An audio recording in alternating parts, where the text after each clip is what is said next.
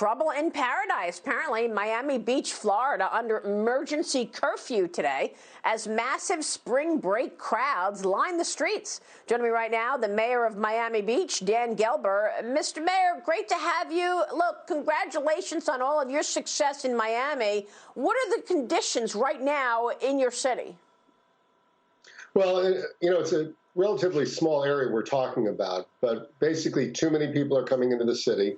And among the large group that's coming in, I think really just a vacation, there's a smaller group that's coming in with some bad intentions. It's not a spring break crowd like, you think about where it's, sophomores, hijinks and things like that. It's an older crowd. And this smaller group is creating lots of problems. And when you have thousands of people all together and there's a group that wants to, really create problems, it can create a lot of concern. So we have an 8 p.m. curfew Thursday through Monday, and we closed our causeways after 10 p.m.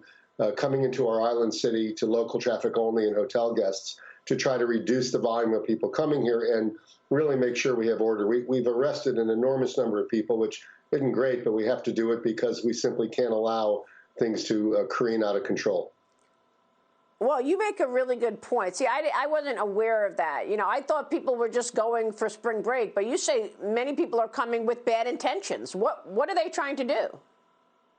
Well, I think we have license plate readers on our causeways, and we've probably collected 100 guns, and many of them, because the license plate reader only picks up somebody with an outstanding warrant. So these are folks who might have problems already, and they're coming in armed. So we don't want them there. But so there's been gunplay and worse in the city. There have been open brawling, all in this really constrained area.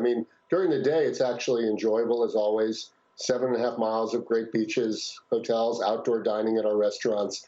Everything is okay. But at night, it took a different turn, especially in the small entertainment district where everybody was crowded together. It felt a lot like you were in a stadium, a rock concert, and everybody was close together, but it went for blocks and blocks.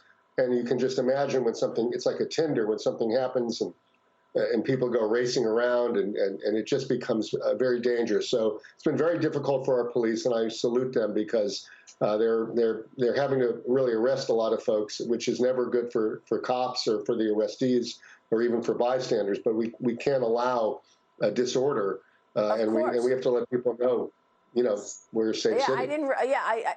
I didn't realize people were seeing Miami being open as an opportunity to go start trouble. Let me bring John Hilsenrath in on our panel. Go ahead, John.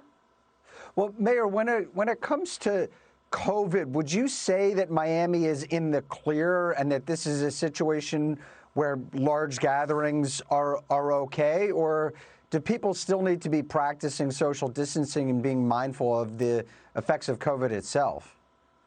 There is no question we are not in the clear. We have about 1,000 infections a day in just Miami-Dade County. 50 to 100 people check into the hospital every day in our county, and anywhere from a few to dozens will die every day in our county. A week or two ago, we had one day where the Department of Health reported 52 deaths in a single day, and that was just a week or so ago. So there's no question we're not in the clear. I think our residents are, by and large, pretty compliant, and at least in my city. But of course, most of the people here are not my residents. They're people coming from other areas and going back to other areas. And that's, I think, the concern.